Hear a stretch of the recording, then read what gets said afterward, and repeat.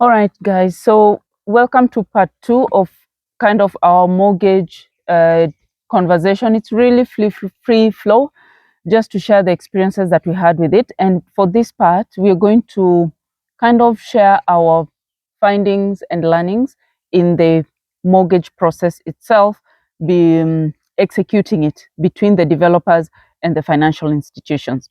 Yeah. So I hope this is going to give you some insight if you're going through that or thinking about it at this point. Yeah. So maybe Rita, we start with your experience Going through it. Huh? going through that mortgage process.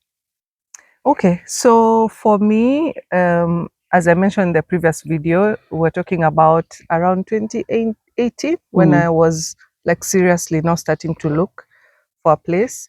So there's in part one, if you've already watched it, there's a part where you're thinking big and fancy Yeah. and I want to be in this space because it's going to be my house. And then the more I'm searching for those spaces, the more like reality is hitting me hard because I'm also very budget conscious because I don't want to do something that I'm not sure I can sustain at that particular period of time. So I went through a couple of houses being sold by this well-known big real estate companies, and I would find like really small spaces for very expensive. And they catch you with those Fancy. catchphrases of fully automated, I don't know, access control, blah blah blah, those things. Yeah.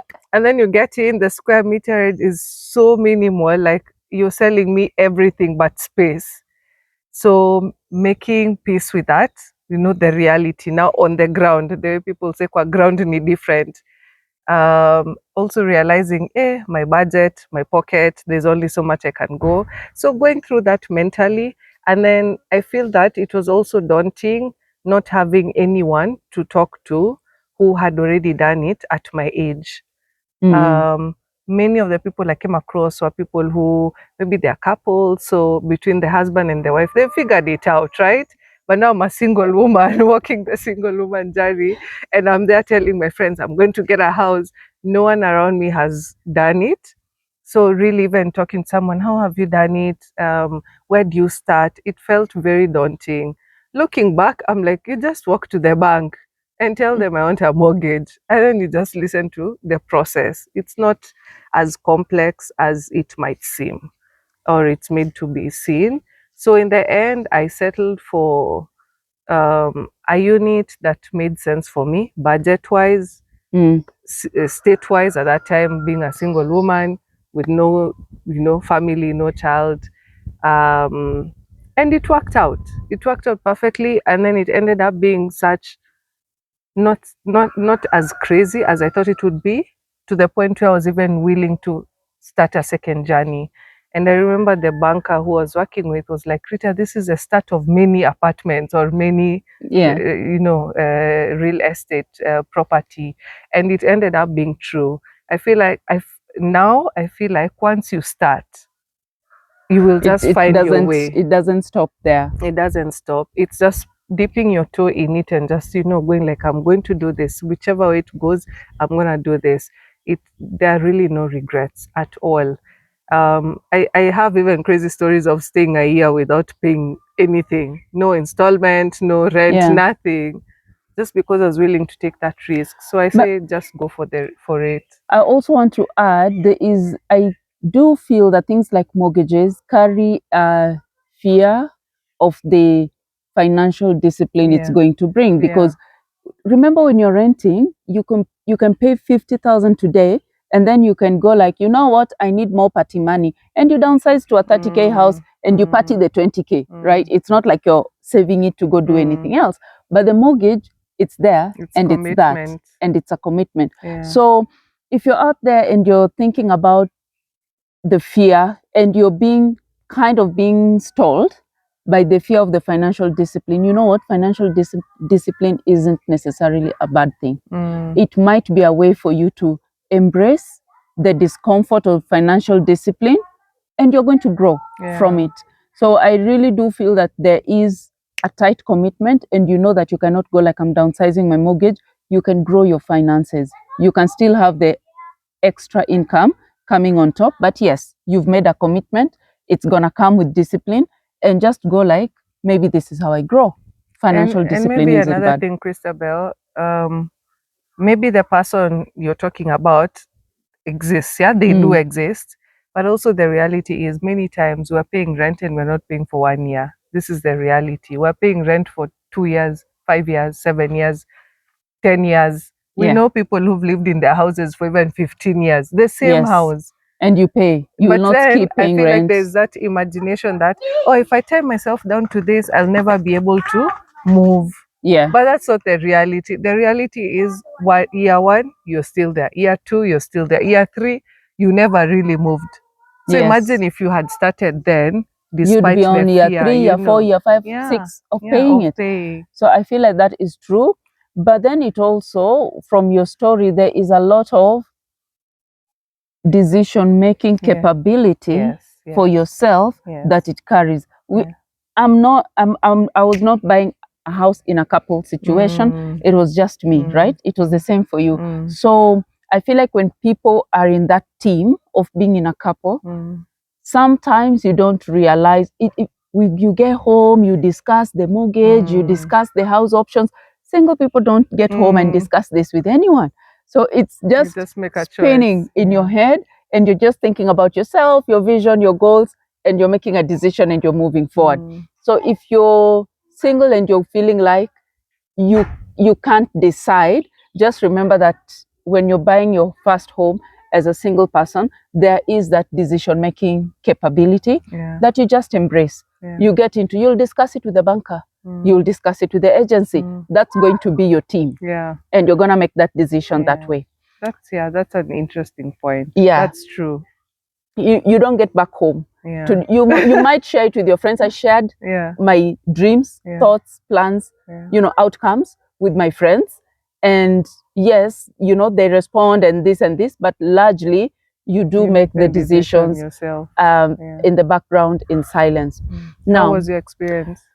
Oh, my experience with the mortgage first, I kind of didn't go. I just thought buying a house is really, really simple. So the first thing I did, I was like, I want to find a house that I like. And I started from that point. Before settling in any relationship with any bank. So a bit of a chaotic start, if I can say, or I really oversimplified my expectations. And I find the house and I pay the deposit, the holding fee or something like this, the first small payment. And the way I wanted to pay for it was to just pay the installments like on a monthly running cycle. So I start paying the installments. Then I get to the bank after I have found the house, I have held the property, I have started paying the monthly installment, right?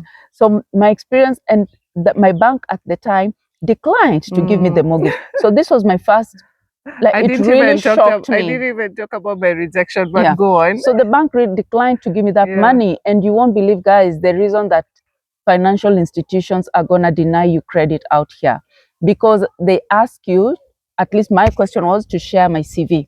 So I give the bank my CV. I do have a period of 7 months that I wasn't working. And they're like, what was going on in the 7 months? And I'm like, I was resting. I was not working. Like, I'm not, for me, it's okay, And then by the time I was taking my CV to the bank for this mortgage, I'd been back at work for kind of like 6 months or 5. They're like, but you haven't stayed with this employer. You just got into a new place.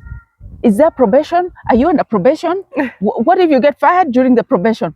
So they felt like my career journey, it was interesting to me that my financial capability is understood based on your career journey or trajectory.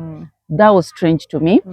And then because my career journey was chaotic in their view. And their view means some individual within the bank, because it's not like 20 people sit around a table and look at your paperwork. No, there is one person from a certain department that's going to receive your paperwork.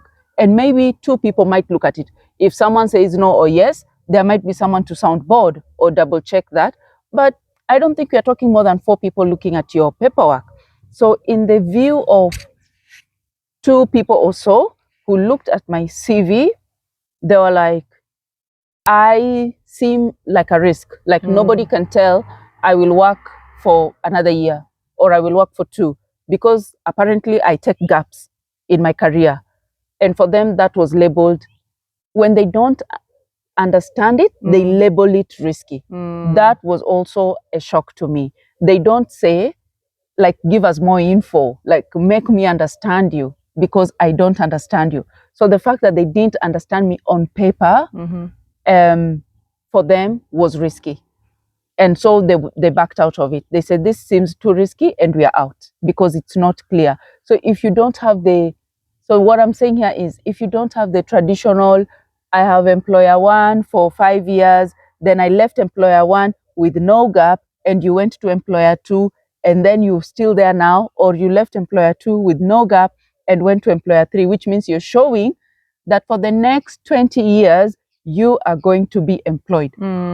That is what they trust. But if you look at my paperwork, I don't show you that for the next 20 years I'm going to be employed. So that was. But the money should show them that you can do it. No one reads your ambition. Yeah. I felt like someone should look at it and go like, this is a very at this person. Woman's age, doing this, that's a lot of ambition. She's not going to let this fall through. And this, by the way, it's a house that you're living in. You're definitely going to keep a roof above your head. Let's pause there for a bit. Okay.